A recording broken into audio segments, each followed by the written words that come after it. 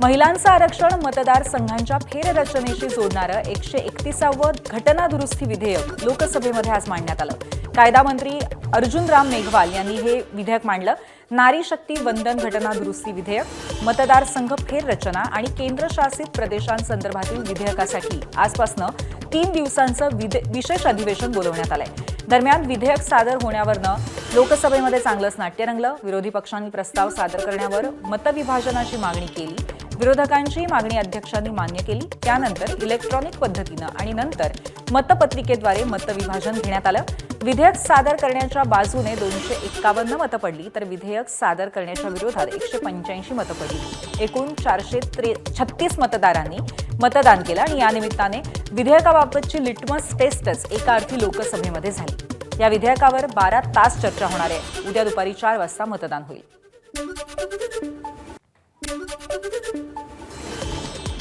मैं आपकी अनुमति से ये प्रस्ताव करता हूं कि भारत के संविधान का और संशोधन करने वाले विधेयक, संविधान 131वां संशोधन विधेयक 2026 को पूर्व स्थापित करने की अनुमति दी जाए। कि संघ राज्य क्षेत्र विधि संशोधन विधेयक 2026 को पूर्व स्थापित करने की अनुमति दी जाए। Item number 9 Shri Arjunram Meghwal. धन्यवाद अध्यक्ष महोदय। मैं आपकी अनुमति से ये प्रस्ताव करता हूं कि परिसीमन विधेयक 2026 को पूर्व स्थापित करने की अनुमति दी जाए। लोकसभेत संविधान सुधारणा विधेयक सादर झाल्यानंतर काँग्रेस नेते के.सी. वेणुगोपाल यांनी तांत्रिक मुद्दा उपस्थित करत हरकत घेतली। सरकार राज्यघटना हायजॅक करण्याचा प्रयत्न करत आहे असा आक्षेप त्यांनी घेतलाय।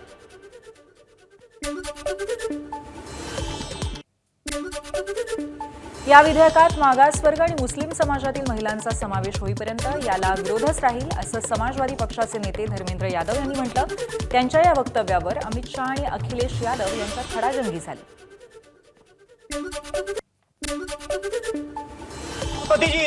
आधी बात और इस बिल के अंदर जब तक पिछड़े वर्ग की महिलाएं, जब तक मुसलमान भाइयों की महिलाएं नहीं शामिल की जाएंगी, हम समाजवादी लोग इसका साथ नहीं देंगे।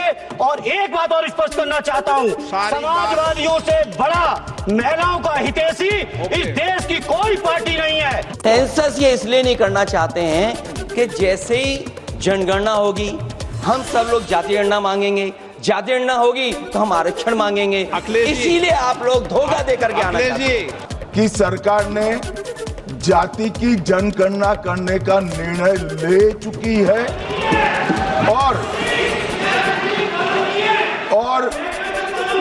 आप बैठिए बैठिए बता दो। अरे बैठिए भाई, बैठिए। और जाति के साथ ही ये जनगणना हो रही है।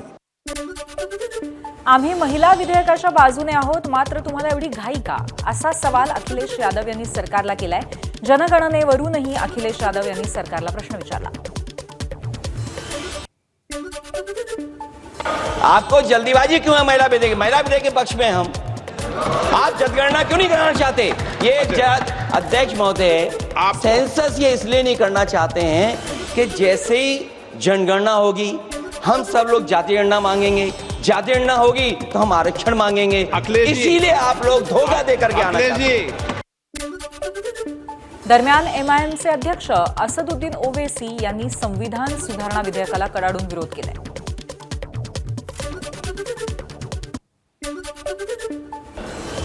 I oppose this introduction of this constitutional amendment bill because it violates the parliamentary form of democracy and federalism, which are both parts of basic structure of the Constitution, sir. Thirdly, sir, it violates our own Direction 19A2. Minister has to give 7 days notice of a motion for introducing a bill in this House. Similar copies of the bill have to be introduced, need to be given to members 2 days before the introduction.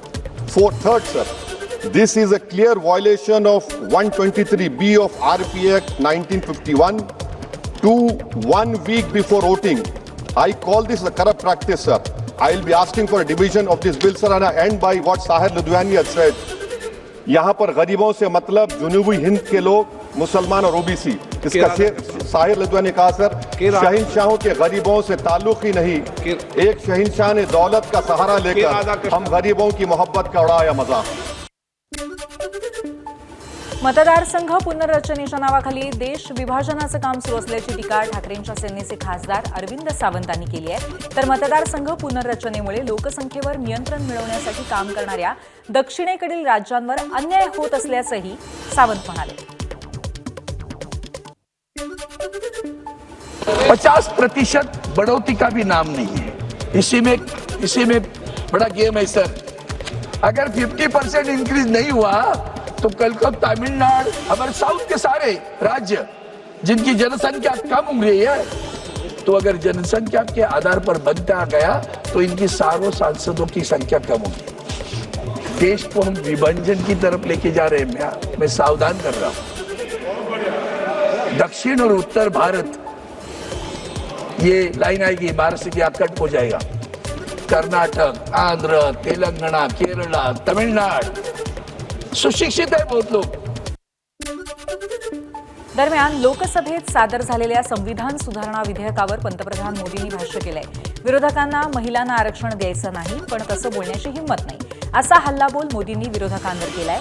तसंच विधेयकाला पाठिंबा दिल्यास सगळ्यांचे आभार मानेन, ही मोदींची guarantee असल्याचं त्यांनी म्हटलं.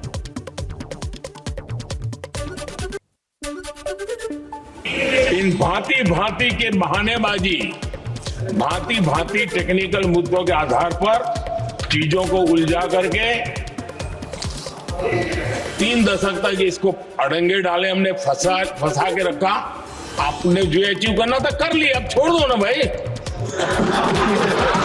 3 दशक कम पड़ते हैं क्या रोकने में? 3 दशक तक आपने रोका, फिर भी कुछ कर नहीं पाए, तो अब तो करो. जो आज विरोध करेंगे उसको लंबे समय तक कीमत चुकानी पड़ेगी. लंबे समय तक कीमत चुकानी. और इसलिए राजनीतिक समझदारी भी इसी में है कि हम ग्रासरूट लेवल पर महिलाओं की जो पॉलिटिकल लीडरशिप खड़ी हुई है उसको आपने अब कंसीडर करना पड़ेगा. हमें क्रेडिट नहीं चाहिए.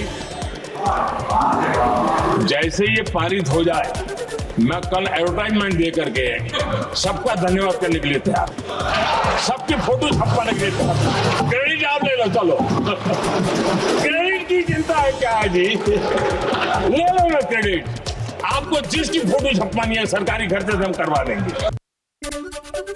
आता इतर बातम्यांचा आढावा घेऊयात. भाजप नेते विनोद तावडेंनी राज्यसभेच्या खासदारकीची शपथ घेतली. विधानसभा निवडणुकीच्या रणधुमाळीत व्यस्त असल्यामुळे तावडेंचा शपथविधी लांबला होता. आज तावडेंनी सभागृहात शपथ घेतली. महाराष्ट्र विधान परिषदेच्या 9 जागांसाठी 12 मेला मतदान होणार आहे. केंद्रीय निवडणूक आयोगाने विधान परिषद निवडणुकीचा कार्यक्रम जाहीर केलाय. यानुसार 12 मेला सकाळी 9 ते दुपारी 4 वाजेपर्यंत मतदान होईल, तर त्याच दिवशी मतमोजणी पार पडेल. विधान परिषदेसाठी सोलापूर जिल्ह्यातून अनेकांची नावं चर्चेत आहेत. यात बार्शीचे माजी आमदार राजेंद्र राऊत, मोहोळचे माजी आमदार राजन पाटील यांच्यासह प्रशांत परिचारक हे स्पर्धेत आहेत. मुख्यमंत्री आणि पालकमंत्र्यांच्या संमतीनेच एकाला संधी मिळण्याची शक्यता आहे. रणजितसिंह मोहिते पाटलांना पुन्हा संधी मिळेल की नाही हाही चर्चेचा विषय आहे. मोहिते पाटील आणि भाजप यांच्यात निर्माण झालेल्या दुराव्यामुळे सध्या तरी रणजितसिंह मोहिते पाटील यांचं नाव फारसं चर्चेत नाही. मात्र रणजितसिंह मोहिते पाटील हे शिवसेना शिंदे गटातून विधान परिषदेत जाण्याची चर्चाही सोलापूर जिल्ह्यात मोठ्या प्रमाणात सुरू आहे. राम सातपुते यांना पक्षाने सोलापूर लोकसभा आणि त्यानंतर लगेचच माळशिरस विधानसभा अशा दोन्ही वेळी संधी देऊ नये, त्यांचा पराभव झाला होता. त्यामुळे सातपुते यांना पुन्हा संधी मिळण्याची शक्यता कमी दिसत असली तरी सध्या त्यांचं नाव चर्चेत आहे. प्रज्ञा सातव पुन्हा एकदा विधान परिषदेवर जाण्याची शक्यता वर्तवली जाते. सूत्रांकडून ही माहिती समोर येते. भाजप प्रवेशानंतर रिक्त झालेल्या परिषदेच्या जागेसाठी 12 मे रोजी पोटनिवडणूक होणार आहे. काँग्रेसमधून राजीनामा दिल्यानंतर सातव यांनी भाजपात प्रवेश केला होता. त्यांच्या आमदारकीचा कार्यकाळ 27 जुलै 2030 पर्यंत होता. भाजप पुन्हा त्यांना विधान परिषदेवर पाठवणार असल्याची आता चर्चा आहे. बारामतीत महायुतीच्या उमेदवार सुनेत्रा पवारांच्या प्रचारासाठी महाविकास आघाडीचे आमदार रोहित पवार प्रचार करतायत। यावर आमदार रोहित पवारांनी प्रतिक्रिया दिली आहे। मी इथे सुनेत्रा पवारांचा प्रचार करतोय, महायुतीचा नाही, असं रोहित पवार म्हणाले। तर राष्ट्रवादीच्या विलिनीकरणाची चर्चा आता पक्षात उघडली नाही, तर भाषणात भाजपवर टीका करत नाही, फक्त एवढंच सांगतोय दादांचा अपघाताचा तपास लवकर व्हावा, असंही रोहित पवार म्हणाले। एक तुम्ही समजून घ्या की महायुतीचा मी प्रचार करतोय असं नाही, मी सुनेत्रा काकींचा प्रचार इथं करत आहे। त्या आमच्या परिवाराच्या एक व्यक्ती आहेत, या राज्याच्या उपमुख्यमंत्री असल्या तरी त्या माझ्या काकी आहेत आणि दादांच्या प्रती असणारा आदर आणि प्रेम हे आमच्या मनामध्ये त्या ठिकाणी असल्यामुळे दादांकडे बघून आम्ही काकींचा त्या ठिकाणी प्रचार करत आहेत। राष्ट्रवादी शरद पवार पक्षाचे माजी मंत्री प्राजक्त तनपुरे हे लवकरच भाजपमध्ये येतील अशी चर्चा सुरू आहे। याबाबत भाजप प्रदेशाध्यक्ष रवींद्र चव्हाण यांनी महत्त्वाचं वक्तव्य केलंय। भाजपसोबत अनेक समविचारी नेते मनाने जोडले गेलेत, जर तनपुरे आमच्यासोबत जोडले तर आम्हाला नक्कीच आनंद होईल, असं वक्तव्य रवींद्र चव्हाण यांनी केलंय। आदरणीय पंतप्रधान नरेंद्र मोदीजी यांच्या नेतृत्वामध्ये आदरणीय महाराष्ट्र राज्याचे लोकप्रिय असे मुख्यमंत्री देवेंद्रजी यांच्या नेतृत्वावरती विश्वास ठेवून अनेक चांगल्या विचारी समविचारी असणारी अनेक नेते मंडळी ही मनाने त्यांच्याबरोबर जोडलेले आहेत। माझ्यासारखा कार्यकर्ता हा नेहमीच विचार करेल की त्यांनी आमच्याबरोबर जोडले तर आम्हाला आनंद होईल। तर प्राजक्त तनपुरे यांनी मनाचा मोठेपणा दाखवत निवडणुकीतून माघार घेतली आणि अप्रत्यक्षरित्या पाठिंबा दिलाय। त्यामुळे येत्या 3 ते 4 दिवसात त्यांनी प्रत्यक्षरित्या पाठिंबा जाहीर करावा, असं आवाहन विधान परिषदेचे सभापती राम शिंदे यांनी केलंय। आदरणीय शिवाजीरावजी कर्डिले साहेबांनी गेल्या अनेक वर्षापासून जवळपास 6 वेळा निवडणुकीला सामोरं जात असताना या जिल्ह्यामध्ये स्वतःचं नेतृत्व प्रस्थापित करत असताना सर्वसामान्याचा आवाज म्हणून त्यांनी या जिल्ह्यामध्ये कार्य केलं, या राज्यामध्ये कार्य केलं आणि हे कार्य करत असताना खऱ्या अर्थानं त्यांनी पाठिंबा दिला आणि म्हणून त्यांचे मी आभार मानतो। परंतु अजूनही वेळ गेली नाही, 23 तारखेच्या पर्यंत पुन्हा एकदा मला अपेक्षा आहे की त्यांनी आता जर फॉर्म न भरता पाठिंबा दिलाच आहे तर अधिकृतरित्या या निवडणुकीसाठी देखील पाठिंबा दिला पाहिजे, अशा प्रकारची आम्ही इच्छा व्यक्त करतो। या संदर्भात प्राजक्त तनपुरे भाजपमध्ये आले तर त्यांचं स्वागतच करू, ते सोबत आले तर मतदारसंघाचा चांगला विकास करू, असं अक्षय कर्डिले यांनी म्हटलंय। ते जर भारतीय जनता पार्टीमध्ये आले तर त्यांचं स्वागत आहे, कारण की त्यांनी मनाचा मोठेपणा करून साहेबांवरची भावना समजून मला खरं म्हणजे संधी दिलेली आहे, पाठबळ देत आहे, तर निश्चितपणे त्यांचं सहर्ष स्वागत आहे आणि भविष्यामध्ये एकत्र आलो तर चांगल्या पद्धतीने मतदारसंघाचा विकास करू। देशातल्या पहिल्याच ईव्हीएमच्या तपासणीला अखेर सुरुवात झाली आहे। 2024 मध्ये चांदिवली विधानसभा मतदारसंघातून पराभूत झालेले काँग्रेसचे उमेदवार नसीम खान यांनी निकालाला आव्हान देत निवडणूक याचिका दाखल केली होती। सुनावणी दरम्यान या निवडणुकीत वापरण्यात आलेल्या 5% ईव्हीएमचं डायग्नॉस्टिक करण्याचे आदेश देण्यात आले होते। त्यानुसार नसीम खान तसंच विजयी उमेदवार शिवसेनेचे दिलीप लांडे, निवडणूक अधिकारी तसंच भारत इलेक्ट्रॉनिक्स अधिकाऱ्यांच्या समक्ष पडताळणीला सुरुवात झाली आहे। मुंब्र्यातल्या प्रभाग क्रमांक 30 मधल्या एमआयएमच्या नगरसेविका सेहर शेख सध्या चर्चेत आहेत। त्यांच्या वडिलांच्या जात प्रमाणपत्राच्या वैधतेवर प्रश्नचिन्ह उपस्थित झाल्यानंतर हे प्रकरण चिघळलंय। या संदर्भात राष्ट्रवादीच्या उमेदवार सिद्दीकी फराह शबाब अहमद यांनी तक्रार दाखल केली होती। दरम्यान सेहर शेख आणि त्यांचे वडील युनुस खान हे दोघंही सध्या नॉट रिचेबल आहेत। गेल्या काही दिवसांपासून मुंब्र्यातही नसल्याची माहिती कळतेय। जात वैधता पडताळणी समितीचा अहवाल लवकरच येणार असून या संपूर्ण प्रकरणावरती शेख कुटुंबाकडनं गुप्तता पाळली जाते। मंत्री संजय शिरसाटांनी छत्रपती संभाजीनगर महापालिकेबद्दल वादग्रस्त वक्तव्य केलं। शिरसाटांनी केलेल्या नव्या वक्तव्यामुळे वाद निर्माण होण्याची शक्यता आहे।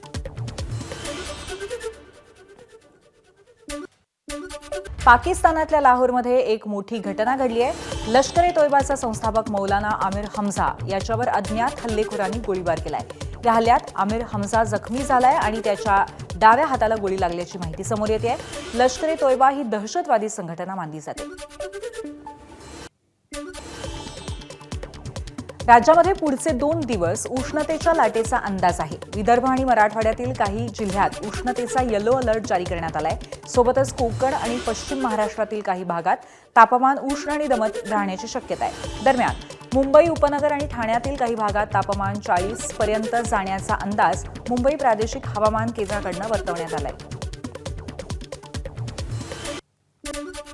राज्यात उष्णतेच्या लाटांमुळे शासनाने नागरिकांना सतर्कतेचा इशारा दिलाय. उष्माघातापासून वाचवण्यासाठी शासनाकडून मार्गदर्शक सूचना जारी करण्यात आल्यात. मंत्री गिरीश महाजन यांनी नागरिकांना काळजी घेण्याचं आवाहन केलंय.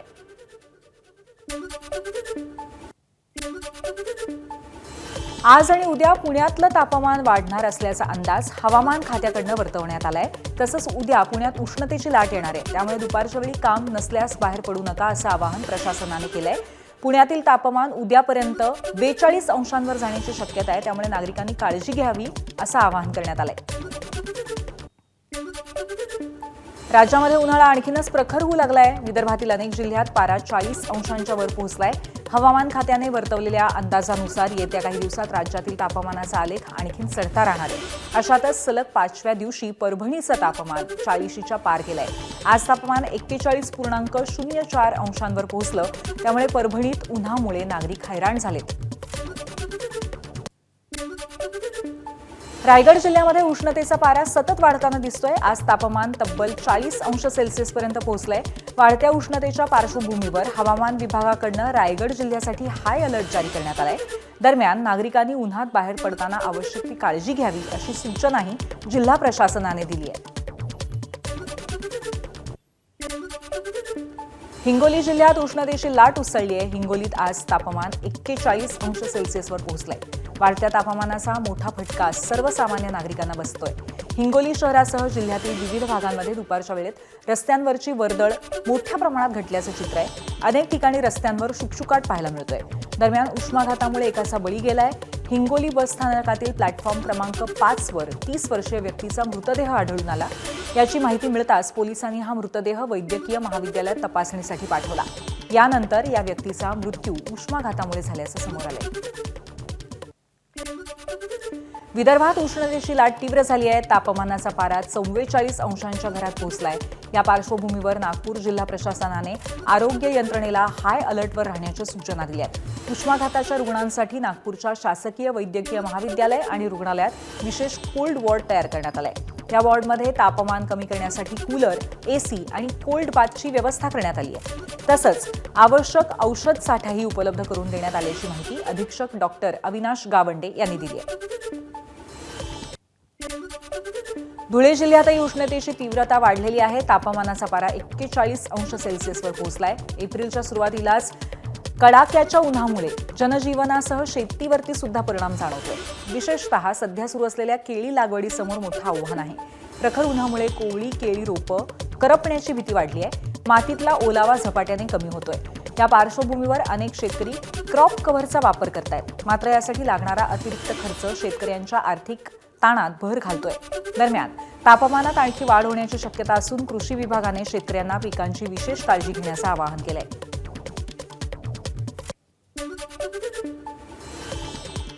आणि यानंतर एक ब्रेकिंग न्यूज बघूयात. नाशिक टीसीएस लैंगिक शोषण प्रकरणाची बातमी आहे. टीसीएस कंपनीतील 2 आरोपींना 18 एप्रिलपर्यंत पोलीस कोठडी देण्यात आलेली आहे. धर्मांतर प्रकरणात आज शफी शेख आणि रजा मेमन यांना न्यायालयामध्ये हजर करण्यात आलेलं होतं. टीसीएस कंपनीचं नाशकातलं हे प्रकरण प्रचंड गाजतंय सध्या आणि या धर्मांतरण प्रकरणाचा यामध्ये समावेश आहे, आरोप आहे. या प्रकरणामध्ये नाशिक टीसीएस लैंगिक शोषण प्रकरणामध्ये टीसीएस कंपनीतील 2 आरोपींना 18 एप्रिलपर्यंत आता पोलीस कोठडी सुनावण्यात आलेली आहे. धर्मांतर प्रकरणामध्ये आज शफी शेख आणि रजा मेमन यांना न्यायालयात हजर करण्यात आलेलं होतं. त्याची दृश्य सुद्धा आपण बघतोय. गेले काही दिवस या प्रकरणामुळे संपूर्ण महाराष्ट्र हादरलेला आहे. एका विख्यात नामांकित अशा बहुराष्ट्र कंपनीमध्ये काही युवतींवरती लैंगिक शोषण आणि त्यानंतर धर्मांतरणाचा दबाव आणि त्याचबरोबर काही पुरुष कर्मचाऱ्यांवरती सुद्धा अशाच पद्धतीने विशिष्ट पेहराव घालणं, धर्मांतरण या अनुषंगाने दबाव असल्याचं हे प्रकरण आहे आणि या प्रकरणामध्ये आज 2 आरोपींना 18 एप्रिलपर्यंत पोलीस कोठडीत सुनावण्यात आली.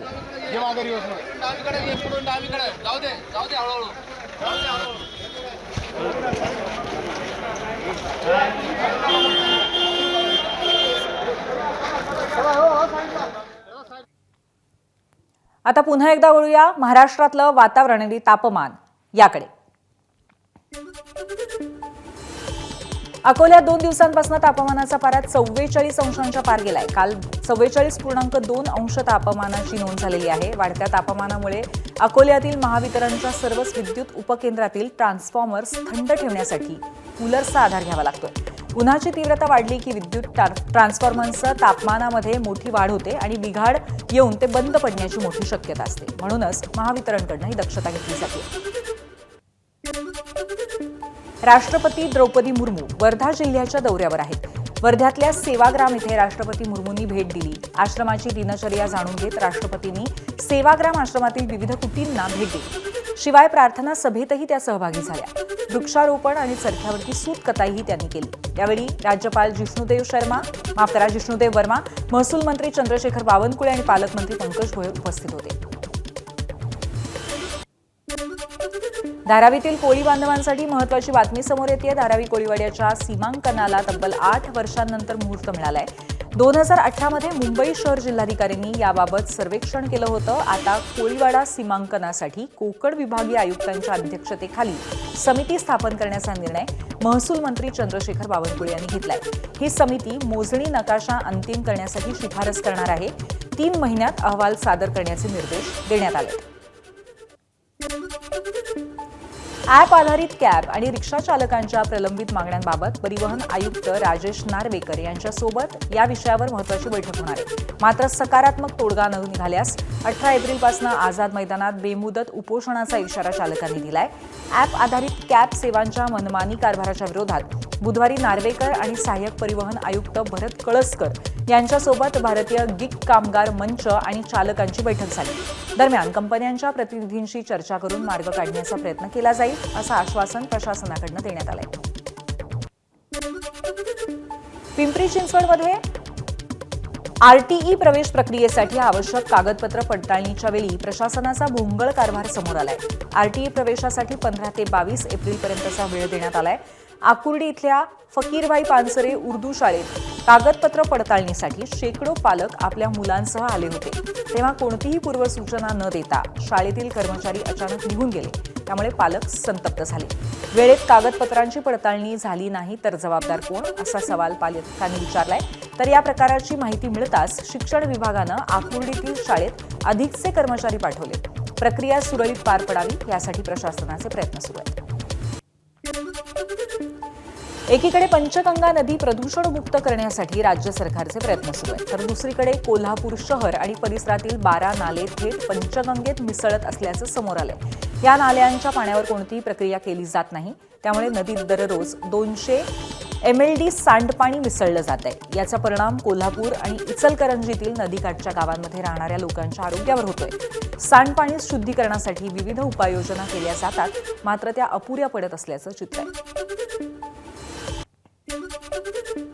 1997ला पहिली जनहित याचिका झाली. त्यापासून नंतर आम्ही 2010ला पुन्हा त्या याचिकेचं झालेल्या आदेशाचं का आपण इम्प्लिमेंटेशन केलं नाही म्हणून आम्ही गेलो. 2013ला 38 लोक इचलकरंजीचे विविध रोगानं मेलीत, हे सुद्धा न्यायालयासमोर आम्ही घेऊन गेलो.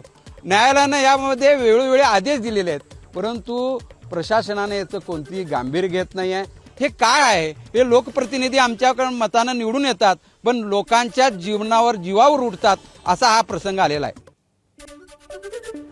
प्रदूषणाची पाहणी करण्यासाठी चंद्रपुरात आलेल्या पर्यावरण मंत्री पंकजा मुंडे यांची गाडी प्रदूषणामुळे पूर्ण काळी झाली. मंत्री पंकजा मुंडेंची घुग्गुस परिसरातल्या कोल वॉशरिंगची पाहणी घेतली आणि वॉशरिंगमधनं जाताना त्यांच्याच गाडीवरती पूर्ण धूळ बसलेली दिसली. परभणीच्या गंगाखेड तालुक्यातील पडेगावमध्ये अहिल्यादेवी होळकर यांच्या पुतळ्यावरनं निर्माण झालेला वाद अखेर मिटलाय. मंदिरासमोर बसवण्यात आलेला पुतळा नियोजित स्मारकाच्या जागी हलवण्यावरनं गावात तणाव निर्माण झाला होता. त्यानंतर पोलीस प्रशासन आणि सामाजिक कार्यकर्त्यांच्या मध्यस्थीने बैठक घेण्यात आली. या बैठकीत 31 मे पर्यंत हा पुतळा गावातल्या नियोजित स्मारकाच्या जागी स्थलांतरित करण्याचा निर्णय घेण्यात आलाय. त्यामुळे गावात निर्माण झालेला तणाव आता निवळण्याची माहिती आहे. छत्रपती संभाजीनगरमध्ये आंबेडकर जयंतीनिमित्त आयोजित केलेल्या रॅलीत औरंगजेबाचे पोस्टर्स झळकावणाऱ्यांच्या विरोधात गुन्हा दाखल करण्यात आलाय. छत्रपती संभाजीनगर शहरातील क्रांती चौक पोलीस ठाण्यात हा गुन्हा दाखल करण्यात आलाय. औरंगजेबाचे पोस्टर झळकावणाऱ्याचं नाव नोमान शेख असं असून पैठण गेट परिसरात त्याने औरंगजेबाचं पोस्टर झळकावलं होतं. नाशिकमध्ये कुंभमेळ्याच्या पार्श्वभूमीवर होणाऱ्या वृक्षतोडीच्या मुद्द्यावर मनसे आक्रमक झाली आहे. मनसे नेते अभिजित पानसे यांच्या नेतृत्वात 21 एप्रिल रोजी मोर्चा काढण्यात येणार आहे. तपोवनसह गंगापूर रोडवरील वृक्षतोडीच्या विरोधात आंदोलनाची तयारी सुरू आहे. दरम्यान या मुद्द्यावरून नाशिक शहरातील वृक्षतोडीचा प्रश्न पुन्हा एकदा तापण्याची शक्यता व्यक्त केली जाते. गेल्या 2 महिन्यांपासून कोकणातील आंबा आणि काजू उत्पादक शेतकऱ्यांचा संघर्ष सुरू आहे. मात्र सरकारकडनं प्रतिसाद मिळाला नसल्याचं म्हणत राजू शेट्टींनी नाराजी व्यक्त केली आहे. शेतकऱ्यांच्या संघर्षाला विरोधी पक्षांनी पाठिंबा द्यावा अशी मागणी राजू शेट्टी यांनी केली. तर लवकरच मुंबईतील आंदोलनाची तारीख जाहीर करून वर्षावर धडक मोर्चा काढू असा इशाराही त्यांनी दिलाय. याच पार्श्वभूमीवर आंबा आणि काजू उत्पादकांसह राजू शेट्टींनी आज मनसे अध्यक्ष राज ठाकरेंची भेट घेतली. रिक्षा चालकांच्या विविध मागण्यांसाठी आज माजी आमदार नरसय्या आडाम यांच्या नेतृत्वाखाली सोलापुरात मोर्चा काढण्यात आला. शहरातील एलपीजी पंप गेल्या अनेक दिवसांपासून बंद आहेत. पंप बंद असल्यामुळे रिक्षा चालकांचं आर्थिक गणित कोलमडलंय. शिवाय उदरनिर्वाहाचा प्रश्न गंभीर होत चाललाय. त्यामुळे एलपीजी पंप सुरू करण्यात यावेत, गॅसचे दर नियंत्रित ठेवण्यात यावेत अशी मागणी या मोर्चाच्या माध्यमातून आंदोलकांनी केली. आजच्या मोर्चाची मुख्य मागणी ती आहे, 10 पंप चालू करा, 42 रुपये प्रमाणे आम्हाला दर द्या आणि 40,000 लिटर दररोज आम्हाला मिळालं पाहिजे. ही एकच मागणी आहे आमची. 3 आठवडे झाले पंप बंद आहेत. रिक्षावाला कशा पद्धतीनं जगू लागला माहीत नाही. उपासमारीचे दिवस आलेले आहेत. काही दिवस झालं तो आत्महत्येला प्रवृत्त होईल अशी परिस्थिती आहे. पुण्यातली कोणतीही इमारत पाडणं आता अधिक कठीण होणार आहे. शहरात वाढत असलेल्या पुनर्विकास प्रकल्पांच्या पार्श्वभूमीवर पुणे महापालिकेने पाडकामासाठी कडक नियम लागू केलेत. पाडकामाची प्रक्रिया सुरक्षित आणि पारदर्शक पद्धतीने व्हावी यासाठी पहिल्यांदा सविस्तर नियमावली जाहीर करण्यात आली आहे. या नव्या नियमांमुळे भविष्यात इमारत पाडण्याच्या प्रक्रियेवर महापालिकेचं अधिक नियंत्रण असेल. सोलापूरच्या माढ्यामध्ये नगरपंचायतीने अतिक्रमण विरोधात कारवाई केली आहे. अतिक्रमणामुळे वारंवार होणाऱ्या वाहतूक कोंडीनंतर नगरपंचायत प्रशासनाने धडक कारवाई सुरू केली आहे. पोलिसांच्या मदतीने अतिक्रमणावरती जेसीबी चालवलाय. यामुळे खऱ्या अर्थाने माढा शहराने मोकळा श्वास घेतल्याचं दिसतंय. वारंवार होणाऱ्या वाहतूक कोंडीचा त्रास आता नागरिकांना होणार नाहीये. नगरपंचायत कार्यालय, बस स्थानक परिसरातली अतिक्रमणं काढण्यात आली.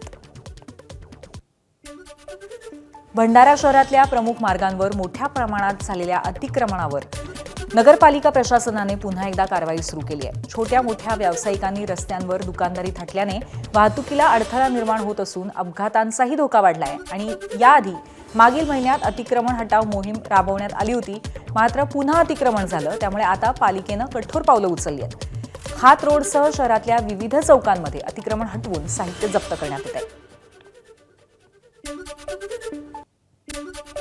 जहाल नक्षलवादी हिडमा माडवीचं उदात्तीकरण करणाऱ्या पुण्यातील विद्यार्थ्यांच्या विरोधात गुन्हा दाखल करण्यात आलाय.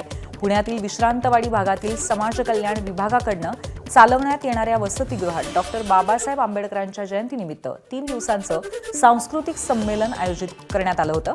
या संमेलनात आदिवासी पेहराव केलेल्या विद्यार्थ्यांकडनं हिडमा माडवीचं उदात्तीकरण करणाऱ्या गाण्यावर नृत्य करण्यात आलं.